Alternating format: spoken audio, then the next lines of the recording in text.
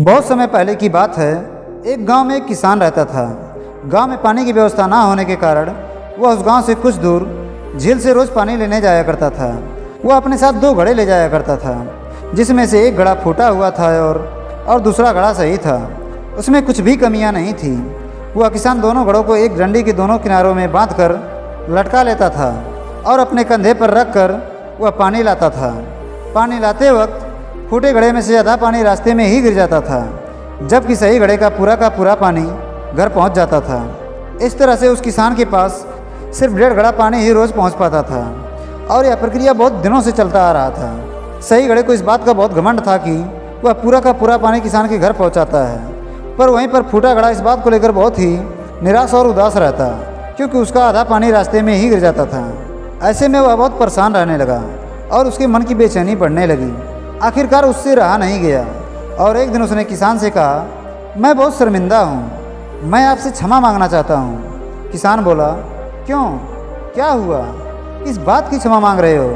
फूटा घड़ा कहने लगा, शायद यह बात आप भी जानते हैं कि मेरे एक हिस्से में फूटा हुआ है, जिससे आप द्वारा लाए गए पानी में से आधा पानी रास्ते में ही गिर जाता है और आधा पानी ही घर पहुँच पाता है, जिससे आपकी मेहनत बेकार हो जाती है और यह मुझ में बहुत बड़ा कमी है, इसलिए मैं आपसे क्षमा मांग रहा हूँ। यह बात सुन किसान को थोड़ा दुख हुआ। उसने कहा, कोई बात नहीं, कल तुम ऐसा करना, जब मैं कल पानी लेकर आऊँगा तब तुम रास्ते में सारे फूलों को देखना। फूटे घड़े ने ठीक वैसा ही किया। जब किसान पानी लेकर वापस आ रहा था तब फूटे घड़े ने सारे फूलों को देखता चला आया और ऐसे में रंग बिरंगे फूलों को देख उसकी उदासी थोड़ा कम हो गई।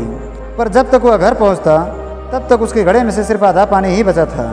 यह देखकर वह बहुत उदास हो गया और फिर से किसान से क्षमा मांगने लगा।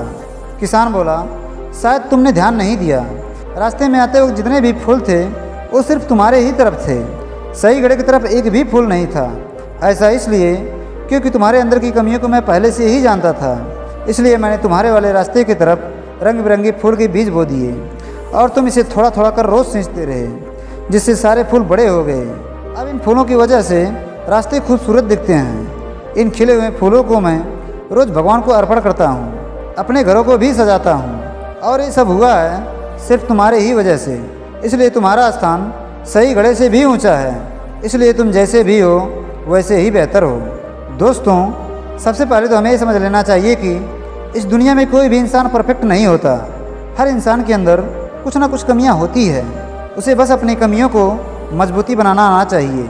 इसलिए यदि आप में भी कोई कमी हो तो निराश मत होना, कभी भी अपने आप को दूसरों से कम मत समझना, क्योंकि भगवत गीता में भी लिखा है, हर इंसान के पास उसकी कमियों के साथ साथ एक खूबी भी होती है।